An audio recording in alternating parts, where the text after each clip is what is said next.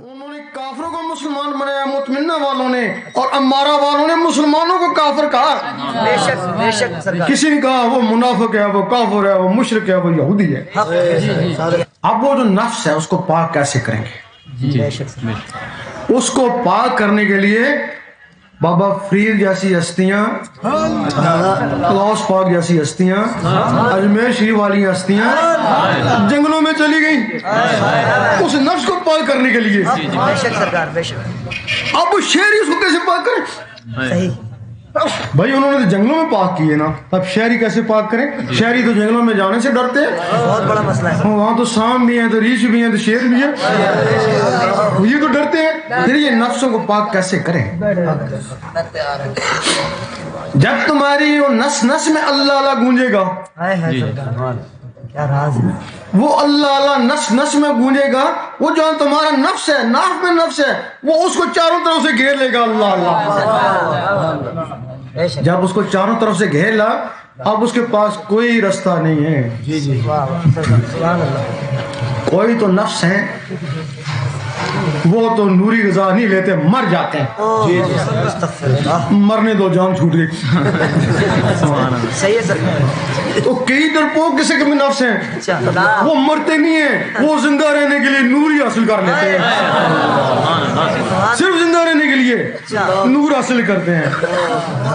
پھر جب نور حاصل کرتے ہیں تو اس کے لیے شرط ہے، جی یہ جو اندر مخلوقیں وہ شرط لگاتی ہیں کہ کلمہ پر، کیا بات ہے۔ پھر وہ بے حالت مجبوری کلمہ پڑھنا شروع کر دیتے ہیں۔ کلمے کی اثر سے کالا کتا تھا، پھر وہ سفید کتا ہو گیا، پھر کلمے کے اثر سے اس کی شکل بیل کی طرح ہو گئی، پھر کلمے کے اثر سے اس کی شکل تمہاری طرح ہو گئی، پھر تم نماز پڑھنے لگے، ساتھ اس نے بھی نماز پڑھی، تم ذکر کرنے لگے، ساتھ وہ بھی جمعہ، پھر اس کو پکڑ کر حضور پاک کی محفل میں لے گئے۔ بے شک سرکار، سبحان اللہ۔ اس وقت حضور پاک اور حاضرین اشش کر اٹھے، واہ آفرین ہے اس کے اوپر اور اس کے مرشد کے اوپر۔ کتے کو پاک کیا، انسان بنایا اور میری محفل میں لے آیا۔ یہ ہے فنا پر رسول کا مقام، تمہاری پہنچ حضور پاک تک ہو گئی۔ اب رہ گیا اللہ۔ حق جی حضور پاک تو اس دنیا میں نا، جی روح مبارک اوپر ہے لیکن کچھ لطائف دنیا میں نا۔ اللہ تو ساری دنیا ختم ہوتی ہے پھر بھی اس کا نام و نشان نہیں۔ ہائے ہائے۔ اچھا، اللہ تک پہنچنے کا طریقہ، جب تمہارے اندر 24 گھنٹے اللہ اللہ شروع ہو جائے گی تو تمہارے دل میں اللہ کا نور آ جائے گا۔ ایک حدیث ہی میں یہ جو ظاہر ہے یہ باطن کا عکس، ادھر جو نظام ہے بجلی کا ہے، واہ ادھر جو نظام ہے وہ نور کا ہے۔ سبحان اللہ۔ یہاں موبائل فون پر ہے، بجلی کی لہریں یہاں سے اٹھتی ہیں امریکہ پہنچ جاتی ہیں۔ بے شک سرکار، بے شک۔ اگر بجلی کی لہریں یہاں سے اٹھتی ہیں امریکہ پہنچ جاتی ہیں، اگر کسی میں نور ہوگا تو وہ لہریں اٹھے گی تو کہاں جائیں گی؟ وہ لہریں یہاں سے اٹھیں گی عرش مولا میں پہنچ جائیں گی۔ اب صرف تمہارا تعلق جو ہے نا عرش مولا سے اس نوری ٹیلی فون کے ذریعے ہوا ہے۔ جی سرکار، بے شک۔ اب ان لوگوں سے بات چیت کرنی ہے نا، ابھی تو صرف کنیکشن لگا ہے نا۔ جب حضور پاک شب معراج میں گئے تو اللہ تعالیٰ نے آپ کو نمازیں تحفے کے طور پہ دیں، حق آپ کے لیے نہیں دیں۔ آپ تو دنیا میں آنے سے پہلے بھی نبی تھے، جب نمازیں نہیں اتری تھی تب بھی نبی تھے۔ بے شک۔ دین تو اس امت کے لیے دیں کہ یہ تحفے اپنی امت کو دے دے نا، لطیف نقطہ اللہ۔ تاکہ وہ مجھے بھیجیں گے نا، جی وہ مجھے بھیجیں گے، 5 وقت بھیجیں گے، پھر میں ان کو یاد رہوں گا، وہ مجھے یاد رہیں گے۔ سبحان اللہ، کرم کی۔ اب وہ تحفے نیچے آ گئے، بے شک سرکار، اب ان تحفوں کو اوپر پہنچانا ہے نا۔ اللہ کی طرف۔ تو اب اوپر اس ٹیلیفون کے بغیر تو نہیں جا سکتے نا. اللہ اگر تمہارے اندر نوری ٹیلیفون ہے تو وہ تحفے تمہارے عرش معلا میں کیا ہے. بات ہے سبحان اللہ. اگر نوری ٹیلیفون نہیں ہے تو تحفے تمہارے اسی دنیا میں, اسی کاروبار میں, اس آٹے میں, بیوی بچے میں, اسی میں ضائع ہو رہے ہیں. حق حق. اب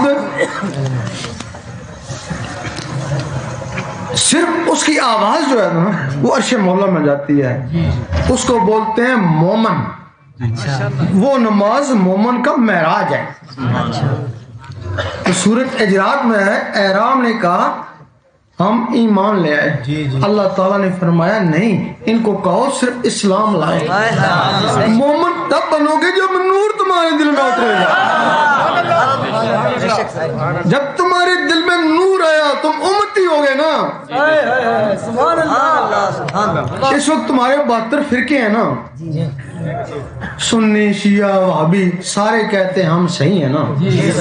تو فرقہ کیوں صحیح ہوگا؟ جی سر کبھی بھی فرقہ کبھی صحیح نہیں ہو سکتا ہے. یہ نکلا ہوا بٹا ہوا ہے, یہ جس سے نکلا وہ صحیح ہے نا. بے شک. یقین کرو, نہ سنی سید, نہ شیعہ سید, نہ وہابی سید. اگر صحیح ہے تو امتی صحیح ہے نا. اور امتی کیا ہوتا ہے؟ جس میں اللہ کا نور ہوتا ہے وہ امتی ہوتا ہے نا. جب وہ نور نکل گیا تو سنی شیعہ وہابی بن گیا نا. تو جب وہ نور دوبارہ آ جائے گا کبھی نہیں کہو گے میں سنی ہوں, میں شیعہ ہوں, میں وہابی ہوں. یہی کہو گے بس امتی ہوں تمہارا یار. اب جب تمہارے دل میں نور آ گیا, جس طرح مغرب میں میگنیٹ پہاڑ ہیں, یہاں قطب نما ہے. ہاں جی بے شک. جس شہر میں لے کے جاؤ گے اس کا رخ ادھر ہی ہوگا. بے شک بے شک. ہاں جی اگر تمہارے دل میں نور آ گیا تو تم جس بھی فرقے سے ہوگے تمہارا رخ اللہ کی طرف ہوگا. بے شک سرکار بے شک. مرکز وہی ہے, رخ اترو گا کسی بھی فرقے سے ہو. نور کی طرف. اب رہا سوال, حق. اب پہلے پتہ لگے کہ اللہ کا دین کیا ہے. حق. اس کا دین سمجھ میں نہیں آتا ہے. جی بے شک.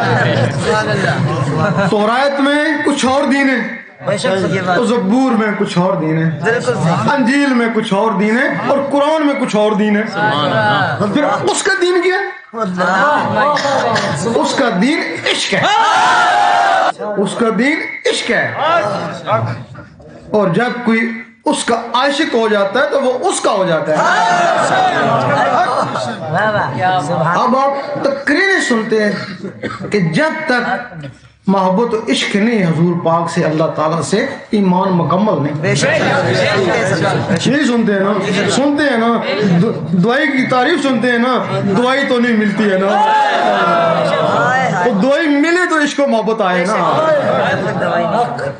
چلو دعائی کا طریقہ بھی بتا دیں گے کہ اندر عشق و محبت کیسے ہوتا ہے. جب اس تمہارے دل میں اللہ اللہ ٹکرائے گا, کوئی بھی چیز دل میں بس جائے اس سے محبت ہو جاتی ہے.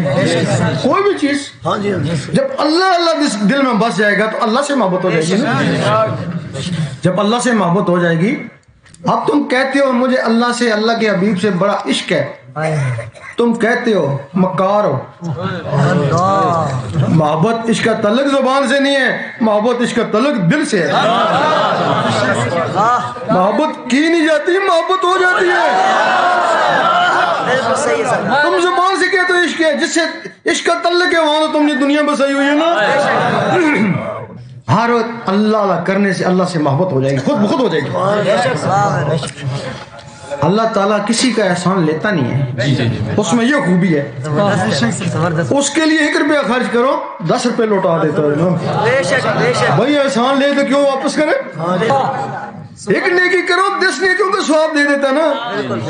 تھوڑی سی محبت کرو 10 گنا زیادہ محبت کرتا ہے. اور جس سے محبت کرتا ہے پھر اس کو دیکھتا ہے نا, پھر سرسری نظر سے نہیں دیکھتا, بڑے پیار سے دیکھتا ہے.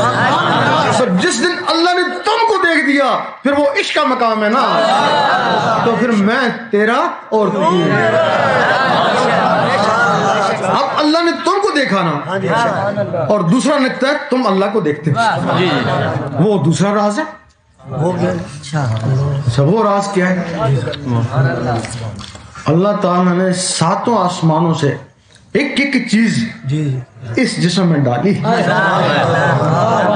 واہ اگر اس کو ملکوت کی سیر کرنے کا شوق ہوا تو قلب کو منور کر لے گا، طاقتور کر لے گا، اس کے ذریعے ملکوت کی سیر کرے گا. بے شک اگر اس کو جبروت میں جانے کا خیال ہوا تو روح کو طاقتور کر لے گا. اگر اس کو لاہوت میں جانے کا خیال ہوا تو لطیفہ شری کو تیار کر لے گا. اگر اس کو خیال ہوا کہ میں اللہ کو جا کے دیکھوں تو لطیفہ اللہ کو تیار کر لے گا. بے شک اس نے تمہارے اندر 7 مخلوقیں ڈالی. بے شک اب وہ جو مخلوقیں ہیں جی آپ کی ان کی پرورش گوشت روٹی نہیں ہے، ان کی پرورش اللہ کے نور سے. اب جو اندر اللہ لاہوری ہے، اللہ کے نور سے ان کی پرورش ہو رہی ہے. بے شک جب پرورش ہو رہی تو بالکل بالغ ہو گئی.